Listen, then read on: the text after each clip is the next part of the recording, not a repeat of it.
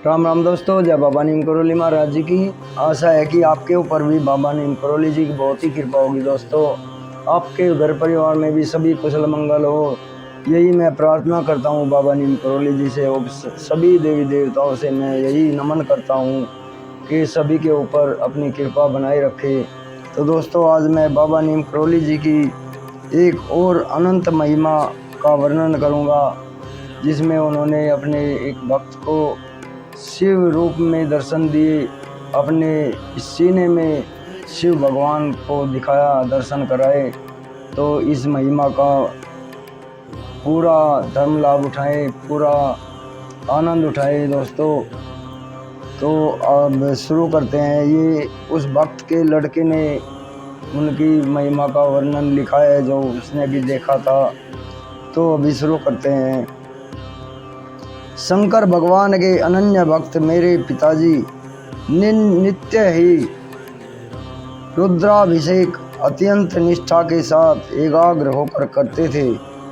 वे भेड़ाघाट जबलपुर से प्राप्त एक अनुपम शिव मूर्ति सदृश बड़े आकार के नारदेश्वर का श्रृंगार नित्य रोली लाल चंदन तथा फूलों से किया करते थे। साथ ही उसी भाव से विष्णु सहस्र नाम का पाठ भी किया करते थे। पर वे मेरे बड़े भाई पूर्णदा के कारण महाराज जी से अत्यंत दुखी थे कि पूर्ण बाबा नीम करोली जी के पीछे ऐसे ही निकम्मा घूमता फिरता रहता है। इसी अभाव में डूबे पूर्णदा गृहस्थी की जिम्मेदारियां भी नहीं निभा पाते और उनके पीछे ही डोलते रहते हैं बिना किसी सांसारिक प्राप्ति के। परंतु एक दिन हल्द्वानी फॉरेस्ट क्वार्टर में जब सामूहिक पूजन हो रहा था शंकर जी का, तो महाराज जी के एकाएक वहाँ पर आगमन पर उन्हें देखकर पिताजी को अकस्मात ही हल्का सा उन्माद हुआ। उन्हें पता नहीं क्या एहसास हुआ। उन्होंने कांपते हुए बाबा नीम करोली महाराज जी को प्रणाम किया। तो महाराज जी ने उनसे पूछा, तूने हेडिया खान बाबा को देखा है?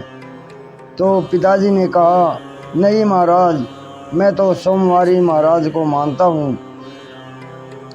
बाबा जी ने फिर पूछ दिया, नहीं देखे तूने हेडिया खान बाबा? वे शिव थे।